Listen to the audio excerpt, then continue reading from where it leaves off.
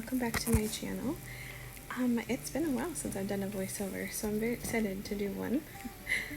Life has just been crazy busy, so I am just gonna catch up here on videos and finally get a voiceover done.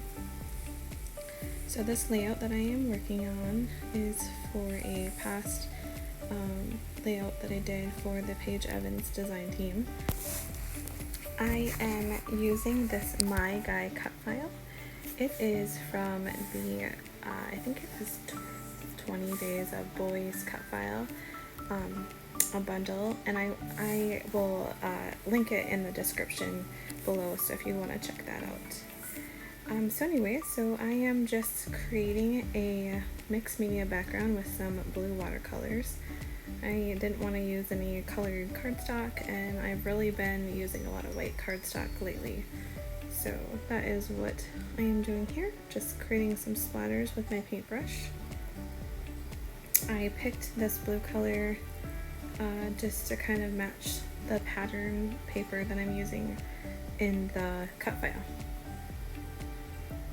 I'm just gonna wipe up my surface with my hand. And then I'm just going to match my photo, my black and white photo here, with some white cardstock. This is a photo of my husband and I, actually on our 5th wedding anniversary. We've been married for 11 years now, so this was 6 years ago. So I'm just going to map my photo on some pattern paper here. This is from, I forgot to mention which collection I'm using. This is the Paige Evans Bloom Street collection, and I grabbed a pattern paper from the 6x8 paper pad. I really like this one because of the silver foil in it. That's one of my favorite things about this collection is the silver foiling. So here is that cut file that I mentioned earlier. I am just finding the center of my paper so that I can kind of get it lined up here. I figured where the M and that U meet is pretty close to center. I'm just kind of eyeballing it here a little bit, and it's not a big deal if it's not perfect.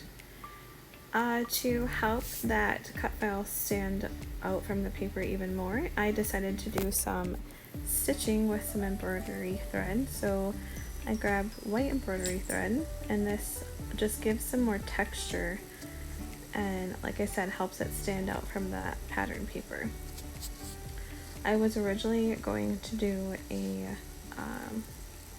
what do you call it, loop stitch? Maybe that's not the right word, but I'm actually going to change my mind here and just do a back stitch. And there it is, all completed. It probably took me maybe 45 minutes to do this. I made this layout a while ago, so I would approximate that it was probably 45 minutes though. So now I am just taking my letters that I cut. I actually just cut them with my silhouette in the pattern paper so that I could just inlay them into the cut file and pop them up with some foam adhesive. So that is what I'm doing here, is adding that foam adhesive. And I picked this pattern paper because I love that it looks like, I don't know, like diamond geometric. It's just such a cool textured paper, or not textured paper, but a cool pattern paper. So I'm just gonna add my photo there. Try not to cover up too much of the cut file so you can still read what it says. I also added some pattern paper to the stars, trying to keep the same colors from the letters there. So I picked that purple and the green, which were in the letters, the pattern paper that I use for the letters. I'm just using some florals that I had previously fussy cut a very long time ago, from, I think it was a 12x12 piece of pattern paper from this collection, and I'm just going to create 2 clusters next to my cut file and my photo there at the top. When I usually when I fussy cut florals, I will leave a little bit of a border, so you can see on those florals that they have like this dark navy blue border, and I like to do that because it feels like it's easier to cut them. You don't have to be quite as precise. Yeah, so that's usually what I do, especially with like the stems and such. You know, they're so small. If you can leave a border as you're cutting, it just helps so that they're not so flimsy. So I'm just creating those clusters here and trying to make them super full and beautiful. I'm just tucking in berries and smaller florals.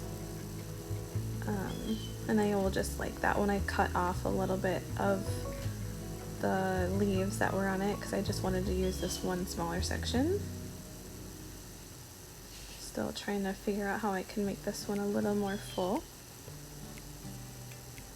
And I just kind of keep playing around and tucking and deciding what it needs and where it needs it.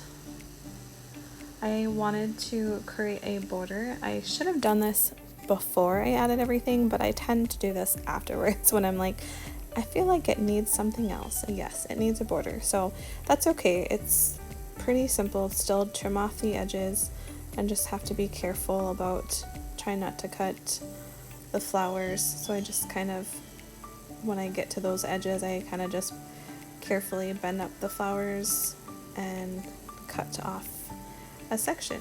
I think I cut off 1/4 of an inch on each side, and then I'm gonna gut this paper so that I can use it on the next project.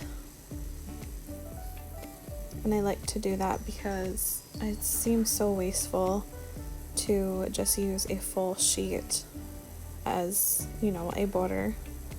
So if I can gut it and save some paper, that makes my heart happy. Not that I need more paper, but so I'm just trying to line it up here with some double-sided adhesive here. I like that trick of folding it over in the corners because it just helps me get it lined up, and I feel like it's never perfect, but that's okay. That's the whole point, right? It doesn't have to be exactly perfect.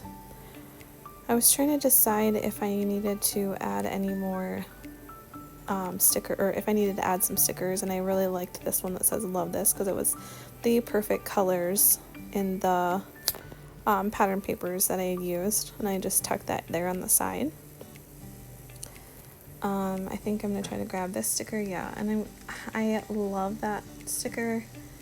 I just could not find a spot for it that I felt like it looked really good. And the funny thing about making videos is when you're making them, you know, you're making a layout, you feel like, oh, that doesn't look good, but then when you watch it as you're editing and doing the voiceover, you're like, well, that didn't look so bad. I could have left it there, but that's okay. I like the way this layout turned out. I grabbed some of these, I think they're the Color Pop from scrapbook.com. They're super close to the Nuvo drops. So I'm just I grabbed some colors that were similar to the ones I had used and just created some little dots. I believe that's the last thing I did. I just created a stitched border around my photo with a white gel pen. Just really help draw your eye to that photo even more. And once it dries, it doesn't smear anything, so that's very nice. Okay, this is the finished layout with the close-ups. I hope you enjoyed a voiceover. Haven't done one in a while. And thank you so much. I hope to see you again soon. Bye-bye.